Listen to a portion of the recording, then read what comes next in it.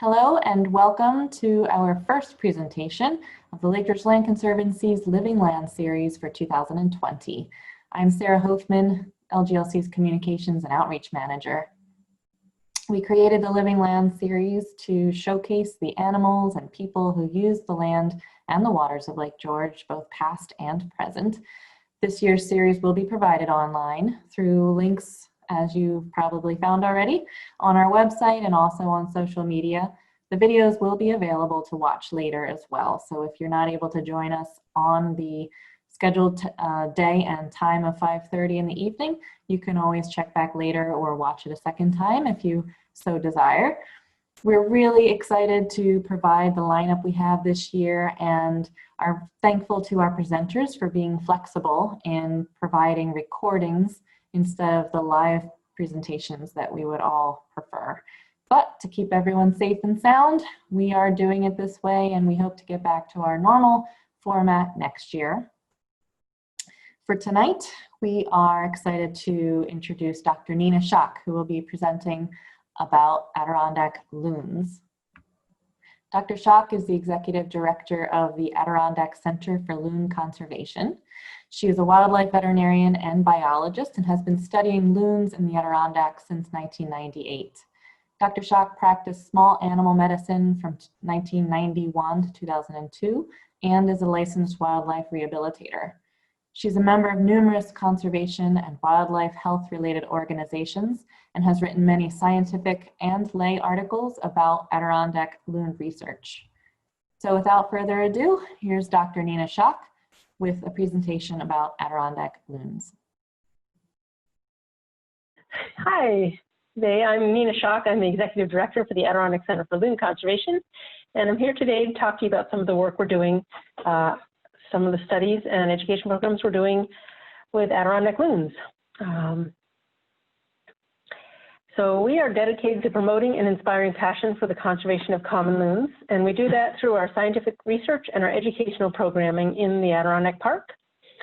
We evolved from some research that was done back in 1998 to 2000 by a group called Biodiversity Research Institute, and they formed a cooperative loon program from 2000 to about 2007 with the Wildlife Conservation Society, New York State DEC, the Wild Center in Tupper Lake, and the Audubon Society. And since then, we evolved into our own nonprofit in 2017. We're studying loons for a variety of reasons. First off, they're high on the aquatic food web. They eat fish that eat other fish, that eat invertebrates and so on down the food web, and toxins that accumulate to high levels in aquatic habitats can accumulate to very high levels in loons. And they're extremely territorial during the breeding season. They will defend their nests and chicks from other loons. And here's an example of a bird doing what's called a penguin dance. And this bird is very upset and guarding its chicks from other loons and boats. They will do this if they're very concerned about something being too close to their chicks or their nests. So if you see this is an indication that you're too close and you should move away. It's not a courtship ritual at all, it's a bird that's upset. And these birds also live 20 to 30 years. So all these characteristics make them a great environmental indicator of what's going on in the aquatic habitats, in the lakes and ponds and the Adirondacks where they breed. In New York, there are species of special concern, not endangered, not threatened, but New York State DEC does want to know how the population is doing. Another reason to study them is because people really like loons. They're a symbol of wild, remote places, and they, so it's a great resource and great environmental educational tool to talk to people about conservation issues affecting the lakes and ponds in the Adirondacks and elsewhere. Oops.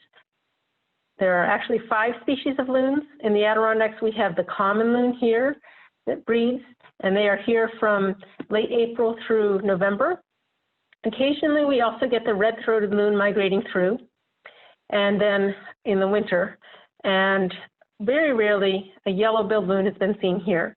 There's also the Pacific loon, which occurs on the west coast of North America, and the Arctic loon, which occurs very far west and in Eastern Europe. And all these species, their breeding range is in the northern hemisphere, northern hemisphere, and in North America, the wintering range is down along the coast, the east coast and then the west coast. They are uniquely specialized for living in water. Everything about them is designed to decrease resistance. Their bodies are very streamlined, their bones are dense and heavy, unlike other birds, and their legs are actually flattened sideways, so they can cut through the water like a knife, and the bodies go down to their knees, and then they can open their legs like a frog. They're turned kind of sideways, and they push this way through the water, and their feet, an adult male loon's foot is almost as big as my hand, and they can really get a lot of propulsion. I'll play that video again so you can see that. Maybe. There we go. So as he dives, look at where his feet are positioned. They're pretty far back, and they are turned sideways, so he's getting power from his feet. As you can imagine, this makes it really hard for them to walk on land. They have several different colorations. When they first hatch, they're a little tiny black downy puffball. And then by 2 weeks old or so, they've turned into this brown down stage. And they keep that for another month or so. And by 8 weeks, 9 weeks, they're getting the feathers in, the juvenile feather plumage, and then the down is sticking out. So they look pretty goofy at that point. At 9 weeks or so, they have this beautiful scaly gray plumage, and they keep that until they're 2 or 3 years old. And then in the summer, when they become an adult, they turn black and white. In the winter, the adults actually look a lot like the juvenile. And in all four plumages, they're dark above and light below, and this is great camouflage. A predator from above is going to see dark against dark water, and a predator from below is going to see light against light sky. They have several different vocalizations. Most people associate the loon with the whale.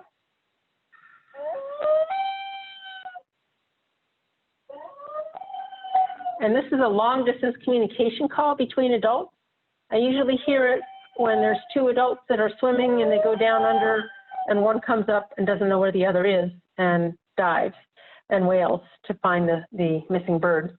Another time I hear it is when a bird's flying over and one on the water will wail to let them know that territory is taken. Another call that people are familiar with is the tremolo.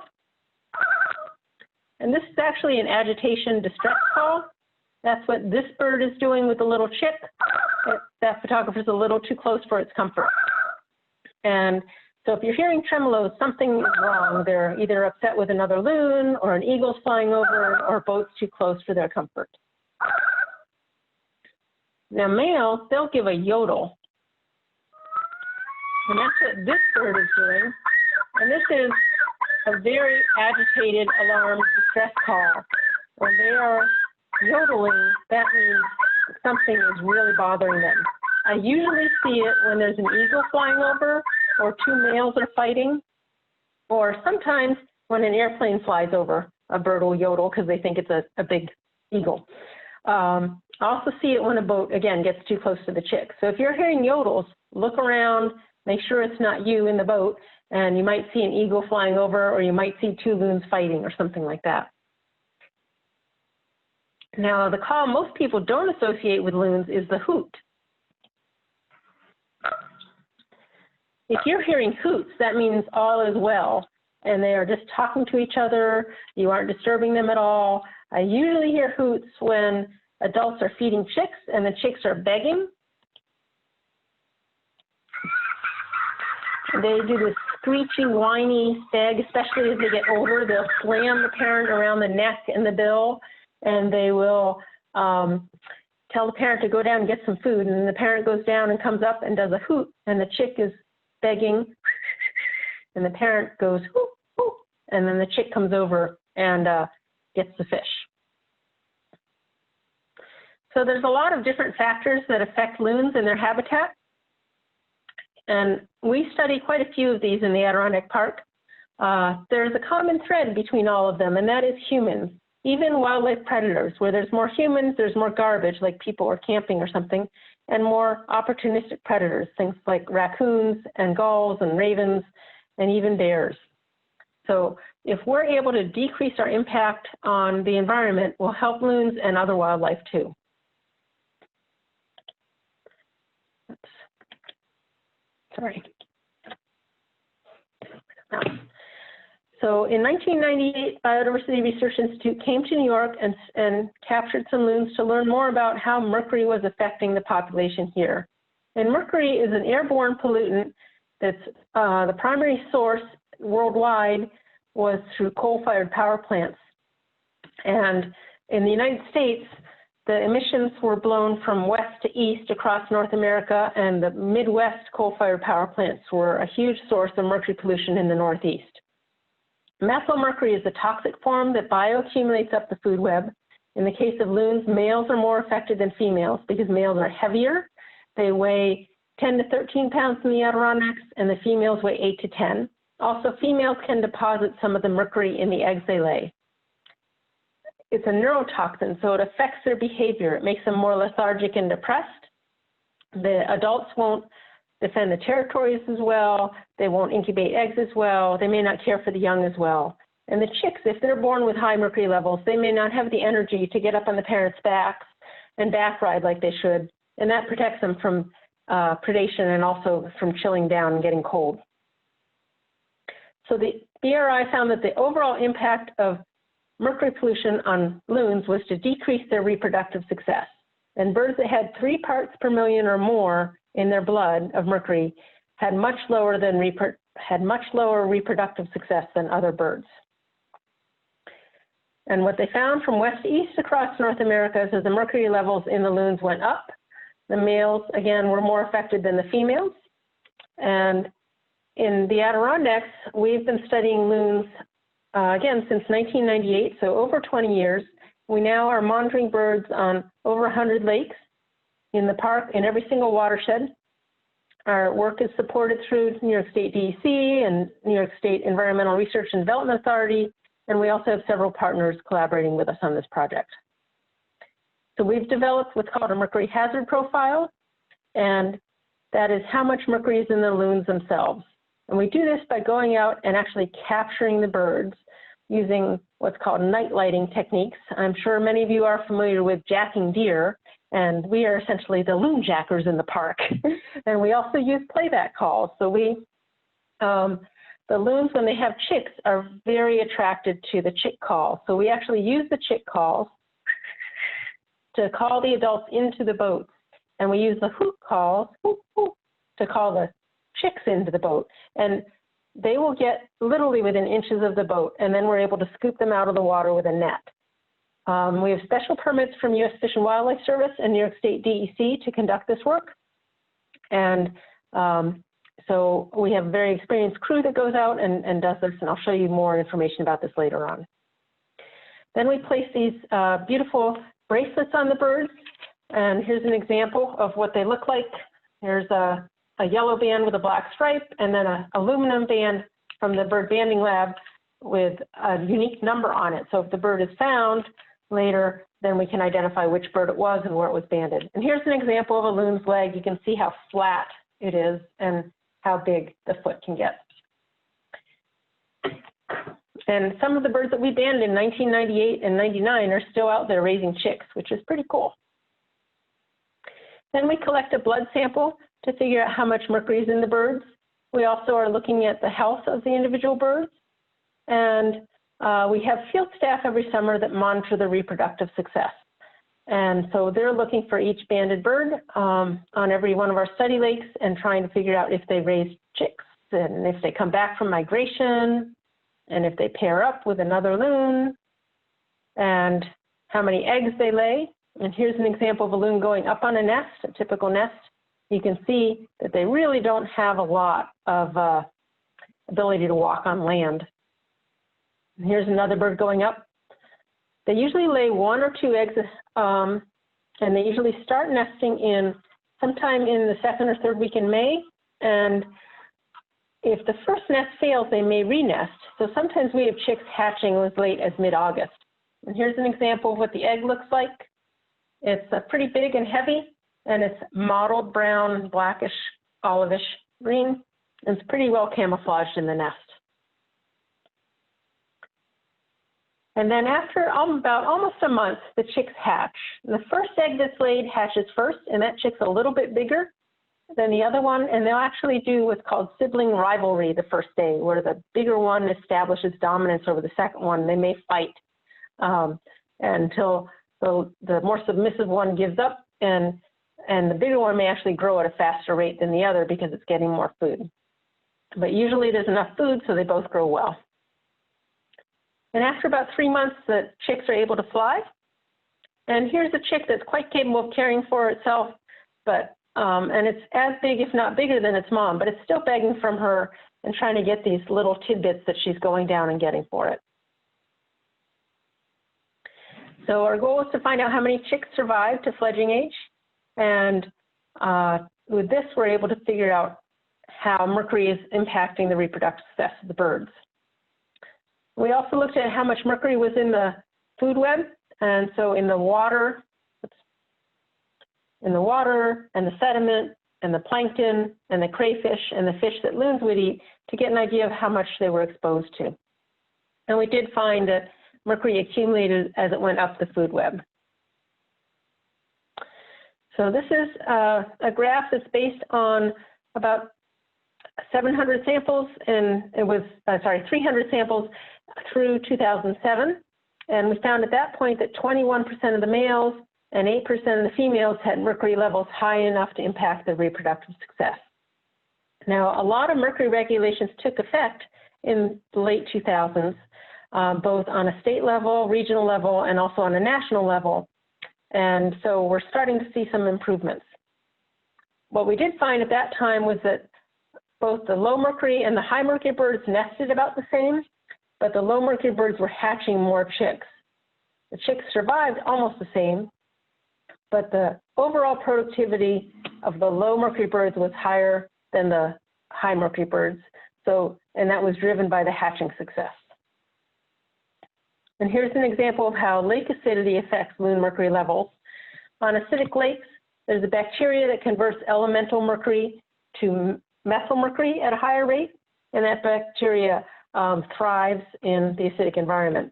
So on acidic lakes, the lakes also have higher mercury levels, and the birds are exposed more. So you can see as the pH goes up, the mercury levels in the loons as the pH goes down, the mercury levels in the loons goes up.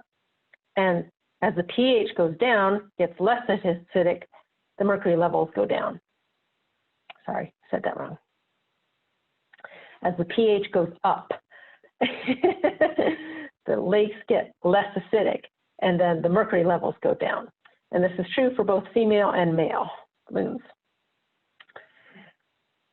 So we looked at where the risk was most likely in the park, and we found that in the southwest part of the park, the birds were more likely to have higher mercury levels, and that's most likely due to the increased precipitation on the southwest from the lake effect snows on Lake Ontario, and dropping more snow on that part of the park, so there's more deposition of mercury at that point, and more deposition of acids.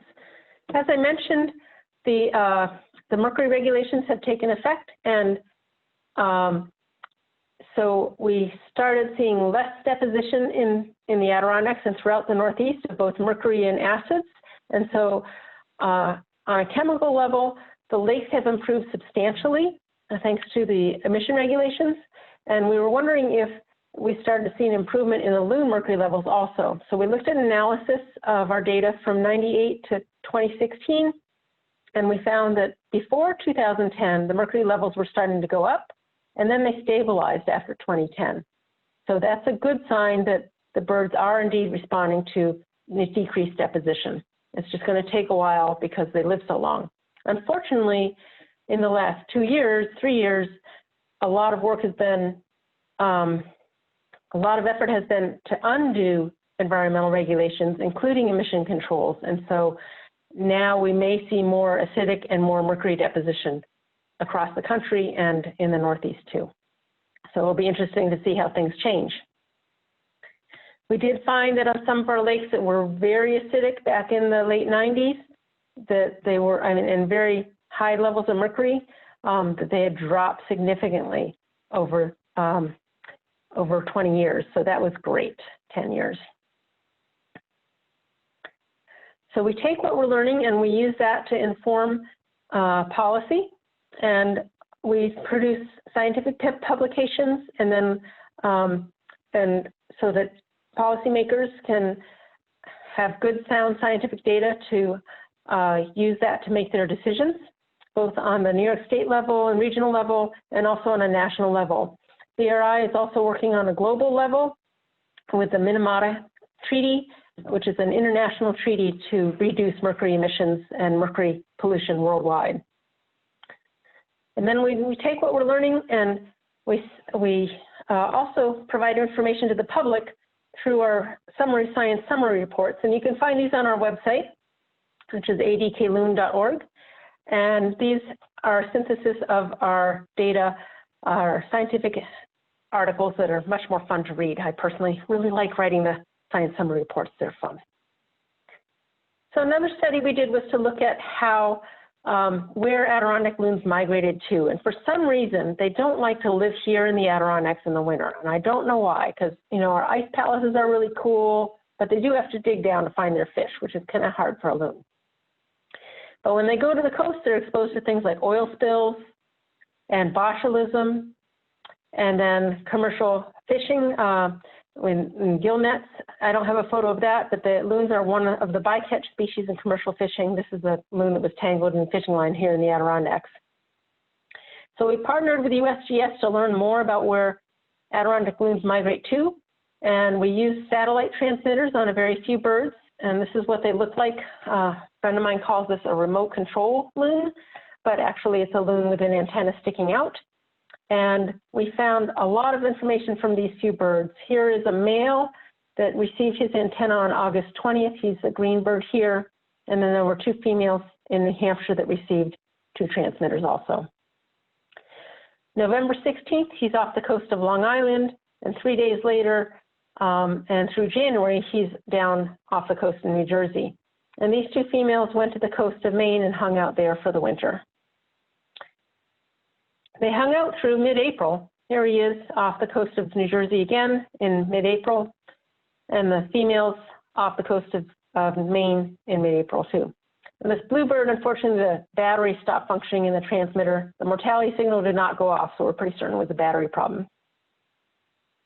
And then April 19th, he's off the coast of Long Island again. April 21st, right on his territory, on his breeding lake. It's a multi-territory lake. Now that female there, she took her time going back. She took almost a week later or more to get back to her territory. And, you know, we figured there were a lot of things going on in southern Maine that were pretty interesting to her, like all the outlet stores there. So she had to shop her way back and make sure that things were okay. Here he is the day we recaptured him, and we took his transmitter off. He was raising a chick with his mate and continued to do so that year. And then presumably the next winter went back to New Jersey again and gambled that winter away too. Here's a juvenile that we did. And we were really curious to find out if juvenile migration was different than adult migration. And based on a huge sample size of 1 juvenile, we do think it is different. Here is the adult we just looked at. He made a beeline for the coast.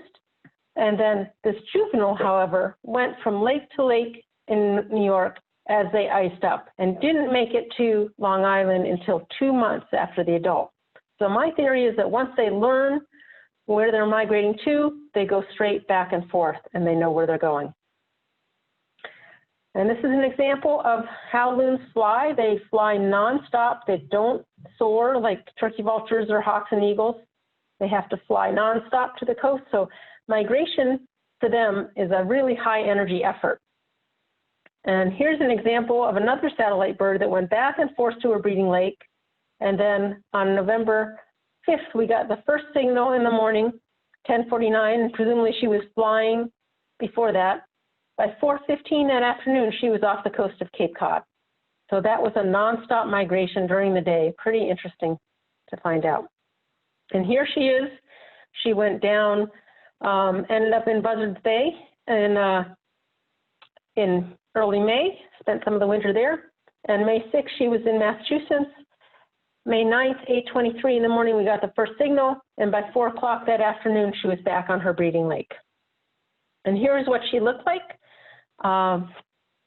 She looks great. Her antenna looks a little worse for wear. We tried to catch her again that year and again the following year, and she evaded our efforts.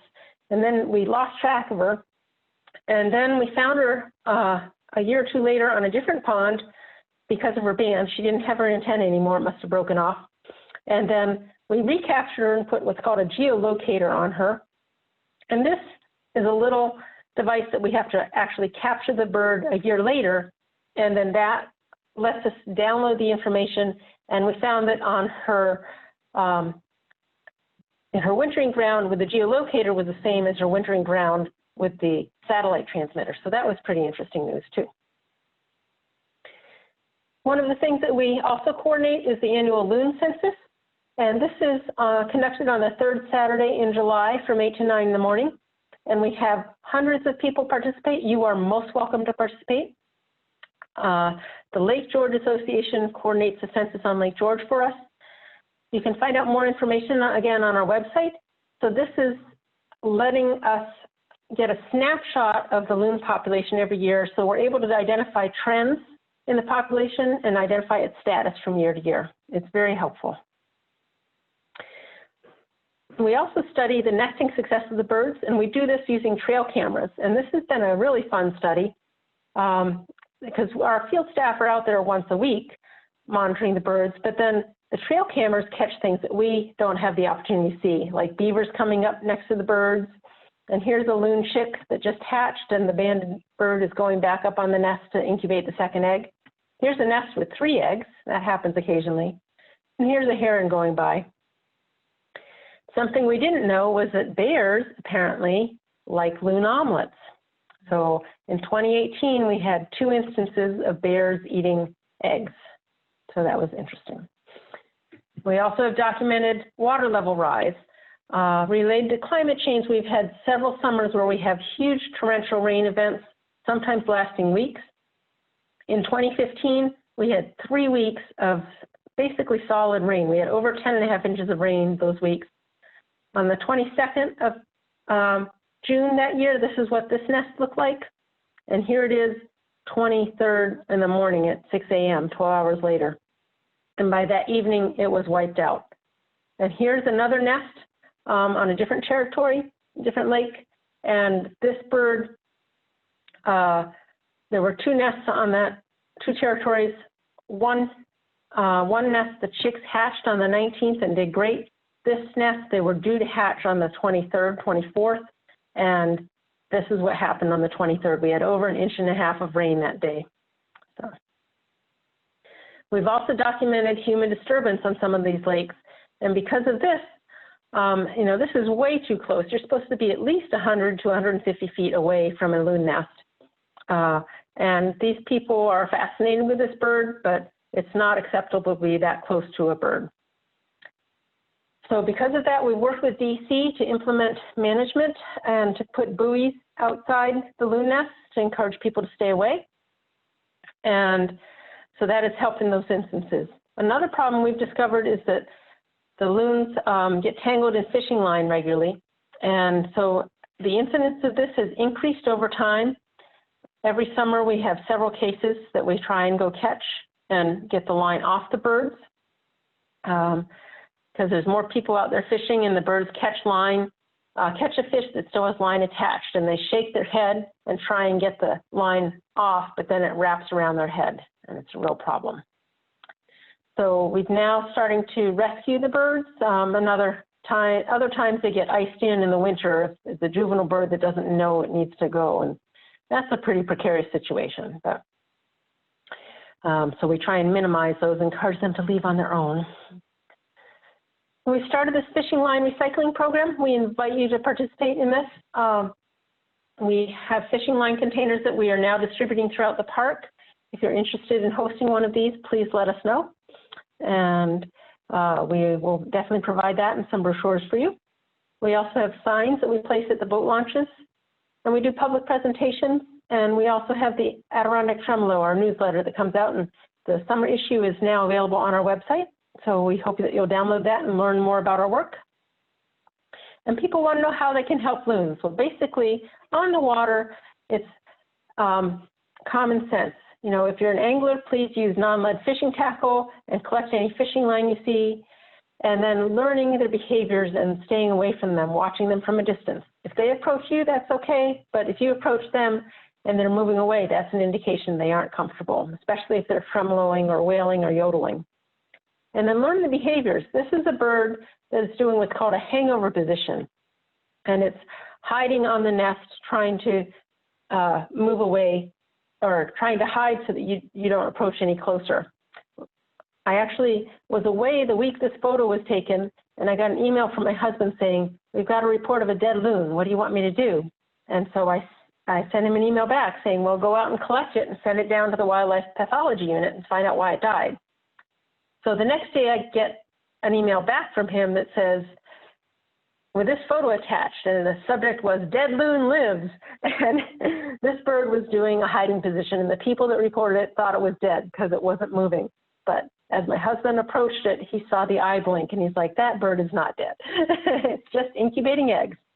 And it was a sticker, which was a good thing, because if it had darted off the nest, it might have kicked an egg out. So want to avoid them. On land, it's basically energy conservation, and recycling things and decreasing the amount of energy used will help protect loons and our habitats for both them and ourselves. And so our work is supported through grants and donations.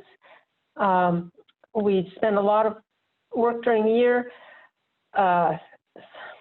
writing proposals and working with donors to keep our work going and help protect these birds.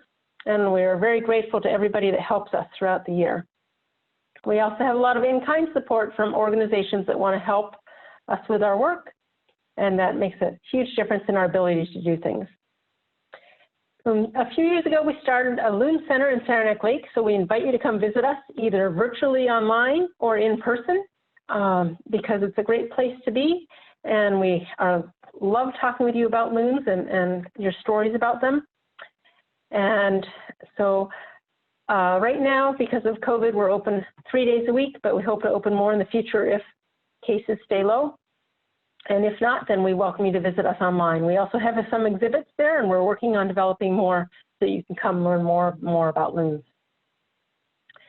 And with that, I can show you the video of how we conduct our field work.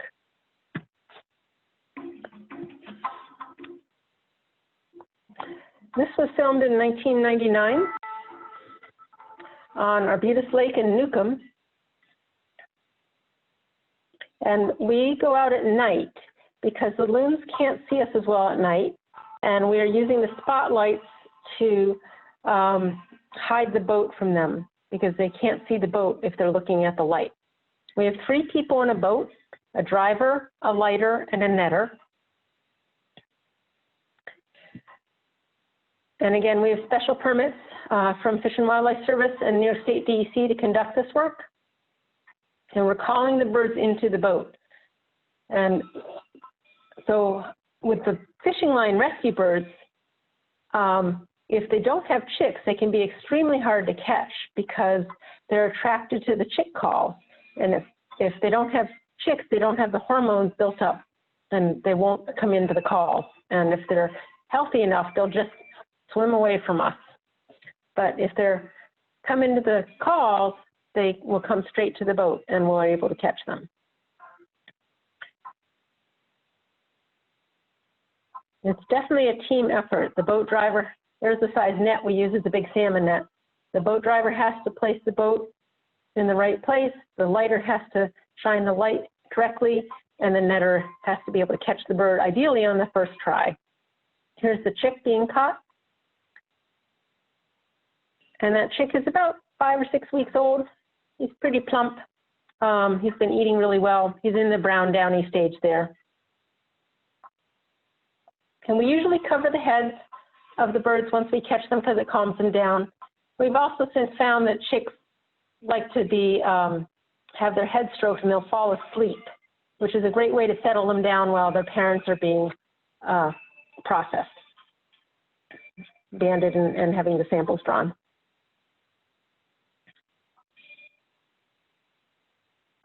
And there's drawing blood from the chick. We do take the blood from the legs. And again, this was filmed at Arbutus Lake, which is owned by SUNY ESF, and there were a lot of students and professors on shore monitoring us, watching what we were doing. And this is the adult male, his chick's dad, and he's getting his leg measured because we have the bands pre-measured, and then this way we can fit the bands to the loon, and so they're neither too big nor too small for the bird.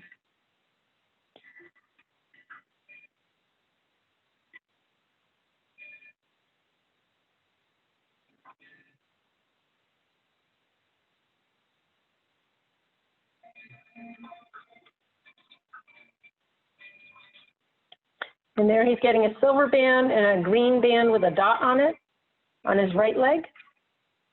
And the chick's getting weighed.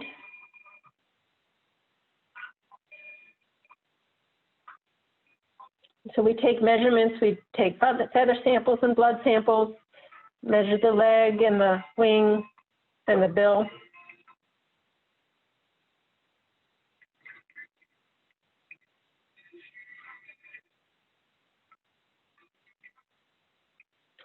And again, the students were on shore watching us and professors. And we get a lot of information from these samples. And each bird has its own data sheet, and then it goes into our database, and we're able to follow these birds over time, both with their mercury levels and their reproductive success, and their health parameters too. So we can really learn a lot. Here's measuring the bills. The males have much bigger bills and legs than the females do. And here's something we don't normally do with an adult bird.